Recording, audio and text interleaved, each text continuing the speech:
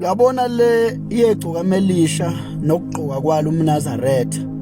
njoba de liyo kwamukela imoto nayo yonke imiklomelo ebikhona kayithole okhosini FM neSABC ngokunqamula kwakhe unyaka nangengoma yakhe ukufaka kwakhe umNazaretha akufuneki ukuthi thina njengamaNazaretha sikugxeke lokho sikugxeke ngizocela mina ukukhuluma iqiniso ngoba masa amaNazaretha afuna sifunde ukukhuluma iqiniso noma ngaba uselona ke iNazaretha nje umKristu umuntu okholwayo ufuneka ekhuluma iqiniso kuthi abantu bazokuzonda noma bazokuthanda kulungile mawukhuluma iqiniso kwanele lokho. Number 1 into okufanele siyibuze yona ukuthi why igcoka melisha likhethe ukuqhamisa uShembe noma ukuqhamisa ubuNazaretha empumelelweni yalo into oqala le ufuneka uma uyiNazaretha ikwenza uqhaqhamuka ujabule phela uMthandeni Manqele uyipublic figure and une massive support ukuthi eveze uShembe empumelelweni yakhe lokho kukodwa ufuna uma uyiNazaretha ukujabulisa yabo okokuqala lokho why ekhetha ukuvela ngomNazaretha kuyo yonke izinto ezikhona emhlabeni eziqokwa abantu wakhetha ukuvela ngomNazaretha and wabhinca yes wabhinca maqedela lapho ofaka iDavid ohamba phansi ngonyawo into yokuqala akazange ufake necathulo umNazaretha uMthandeni Manqele yabo angifuni ukuthi bafowethu entweni wathi umfundisi uCwenza entweni wothatha intenhle uyeke imbi ngoba ngeke isisize ngalutho kusho umfundisi uCwenza esho la endlebeni zethu sihleli phansi silalela inkonzo singenamajwabu sihlalele nje sikhonza uNkulunkulu wathi entweni wothatha intenhle okokuqala lokho okwesibili nakho uMthandeni Manqele ugqoka umNazaretha ngaphansi kwasiphi isimo bese tavene ephuswala ubenzani ubegide stage ubenzani njengoba eqhoma umna ubebhema ugwayi wenzeni kanti uManqele le esingasibe yisona ukuthi why igqoka umNazaretha wenzeni kanti uMthandeni uMthandeni angithi uyintandane uma wakhe wayikholwa ekholwa la kayikholelwa khona uma Mbatha Mashandu uMthandeni empumelelweni yakhe akakhumbulanga inyanga akakhumbulanga lutho ukhumbula uShembe uthi uThatha mayembuso noma ethe uthe ukhathide umjiva akona umjiva lo umNazaretha lo kusiwona umjiva lo mawumuntu if you are someone who is able to distinguish phakathi kwezinto ezibili engafani kufanele ukwazi ukuhlukanisa kakulona futhi icala ukuthi uthe uThatha umjiva angisho ukuthi ngiyamblame no but akusi umjiva lo umNazaretha right uma imbuzo uThatha ukuthi ke ubonakala manje ufake ingubo yakwaShembe eqokwa abantu bakwaShembe ukhulume njengentatheli zesolezo wathi okwaziwa ukuthi abantu bakwaShembe yabona ungathi manje nakazi yabo intatheli zesolezo ukhuluma ngathi nakazi ibandla elidume ngokuthi la kwaShembe ngathi manje lidume nje yena kuya lidume yabo manje ke ethi impendulo egcokama engifisa amaNazaretha onke ngaphambi ko before we criticize before we lambast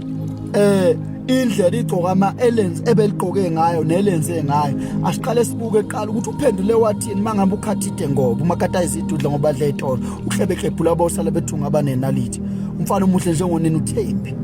uthama imbuzo uThatha ukuthi why uvele nomNazaretha wakwaShembe wathi ngoba ubaba uShembe uzowathi umprofeti and ukulingana naye lokho kulingana negcokama ukuthi uShembe umprofeti imizwa yenkolo kushumayela umkhabelo wakwakhuluma ngemizwa yenkolo ekumuntu ayifani yabo kunomuntu ukuthi makuyisabatha ngoba unemali ayothengela icross angayisontweni kunomuntu ohambe enyangeni epapathiswe njalo ofuna umuthi okubulala omunye umuntu okholwayo yabo ngoba ngisho ukuthi iqiniso ufuna silikhuluma mina ngiyakhuluma iqiniso mangithola isikhathi sokukhuluma ungizonde mangizonda ungithuke mangithuka angene lapha uthi lithi igcokama kusho uMthandeni ngiyajabula ngoba ivideo yakho namanje satrend uthi kunemizi eminingi emile ngoShembe ngoba uShembe kusho igcokama kunemizi eminingi lokho uma uyiNazaretha kufuna kwenza uqhaqhamuke hayi usole yabo ngasoli kunento ongayisoli uyazi ukuthi ke ngelinye ilanga inkosi yamaNazaretha unyazi lwezi yayifike kusathiwa kuseDTR izohlabiso kulomuzi wayo omunye okuthiwa kuseThemba lethu manje yayizohlabiso ilapho yafika emva ko9 sekula ko10 umthandazo wokuvuka wafundwa umvangelo uMaduna wayesengumshumayeli ngaso sikhathi wafunda umthandazo wokuvuka wavala ngesihlabelelo sika 119 thina siyamthanda lo onokusindisa thina siyamthanda lo onokusindisa asinazikhali esingavika ngazo kuphela igama lika Jehova esingavika ngalo asinazihlangu asinazikhali esingalwa ngazo asinazihlangu esingavika ngazo kuphela igama lika Jehova wahlabelela leyo ngoma leyo wena uyamdinga lo onokusindisa wase kubusisa umfundisi umkhwanazi egameni lenkosi yamaNazaretha yayisidilika emotweni yahle emotweni yehla yafike yahlala eduze kwecaravelle yaflathela icaravelle yahlala ehlawuleni yasibuka ethempelini lingabiki ithempeli ethemba lethu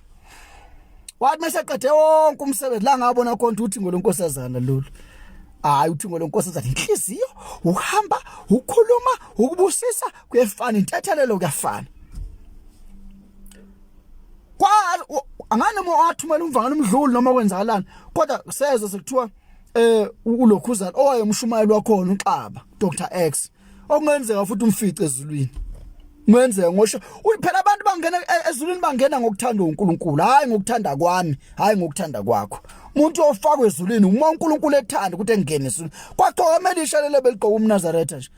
ngomfice ezulwini phela ehlele ezulwini nje ngoba umuntu kuya ngenhliziyo ukuthi inhliziyo yakho ukholwa nje ayinazo nimpethu inhliziyo yakho ayibolile yini yasho umfundisi uKhanya wathi womunye wabona inhliziyo yakhe iphethu zimpethu inamakamela amaningi wathi alivulela enye ikamela ethi alivule livale esabe kodwa kuyinhliziyo yakhe ebona imisebenzi yakade yenza emhlabeni yabo sikhuluma nje kunabantu ababhabhatisiwe abagqoka ingubo emhlophe ngoba bebhabhatisiwe ubhabhathiswa mina ngibona ngathi akusho lutho uma ngabe inhliziyo yakhe ingalungile kuyafana nokuthi wena uyesontweni zonke insuku kodwa unenhliziyo embi akukusiza ngani ukuthi uyasonta sikhuluma nje kunabantu abafa kushembe enkantolo qiqi inkantolo ushembe kwathiwa akufanele ekhishwe nje ebuhleni abantu abagqoka ingubo emhlophe ababhabhatisiwe Mindaba ukuthi igcwamela libhabha mangabe inhliziyo yakhe ithanda ukuthi yena empumelelweni yakhe akaqhamisa ushembe lokho thina njengamanaZareta kufanele lokho thina sikcongratulate sikacknowledge sikuappreciate singacriticize yabo ngiyazi ukuthi ngeke ngizwakale kahle kwabanye but lokho engikushoyo kuyiqiniso uma ushembe akathanda ukubona abantu bephatheke kabi bese osizini bedabukela uthanda ukubona abantu behlezi kahle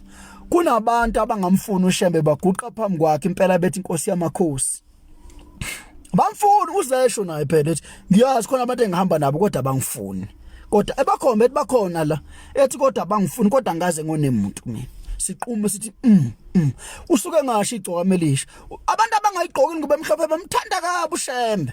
abantu abangayigqoki ngoba emhlophe abamthanda ushembe angaze ngilizwe igcokamelisha lithuka ushembe lithi wandiza umuntu limbiza ngegama ngaze ngikuze lokho kwakhona ukuthi yena une massive support umthandeni uyipublic figure abalandeli bakhe mabembona egqoka uMnazaretha kuyintshumayelo kwakhona lokho nje kukodwa ukuthi igcokamelisha lona luwumculo kaMaskandi oseqopheleni liphezulu kangaka ligqoka uMnazaretha lokho kukodwa nje kuyintshumayelo kukodwa yabo kuyintshumayelo enkulu kabi okafanele ukuthi thina njengamna sikusole sigxeke kunabantu ade bekhuluma ukhosini ngoshembe bethu unkosana bembize ngenkosana bebishembe mina ngiyangizwe ngixeka incwencoyi ngoba ikhanda lami ligcwele mina ubulongwe ngiyangizwe ngixeka incwencoyi akusushembe la kusindaba yami le ngangabona enye intombazane la enye video ya ithi yona mayibuka incwencoyi ibuka igodli inobugodli ha ama comment ayikhona mayeduka yena akuduki wena nje Newton uhambe endleleni erathi usushwa yini ngomuntu odukayo ngoba umsebenzi womuntu mawubona umuntu eduka ukuthi umbuyise mawuhlula lokho myeke mawuhlula ukumbuyisa hayi kumgxeka musukumgxeka yabo indaba kufuneka sibuke ukuthi umthandeni uze wafaka uMnazaretha ubekusiphi isimo he was overwhelmed with his massive supporters he was overwhelmed by excitement and happiness so kuleyo njabulo ngicabanga ukuthi ushembe kwakuye ushembe ngamhlaba umxhwele kwayena ushembe ukuthi awu lo mfana ukhetha ngamfaka ezulwini khona umuntu mina ngangaxoxelwe enye inhlaliso ukuthi wahamba umzala wayo wayeyisidakwa emhlabeni. Ithi lensizwa umzala wathi mayihamba emhlabeni wabuya wathi mzala ungakhathazeki ngingenile ezulwini. Uthe ushembe olimini lwami ukubhala ukuthi ngathi ngiyamthanda. Ungifakele lokho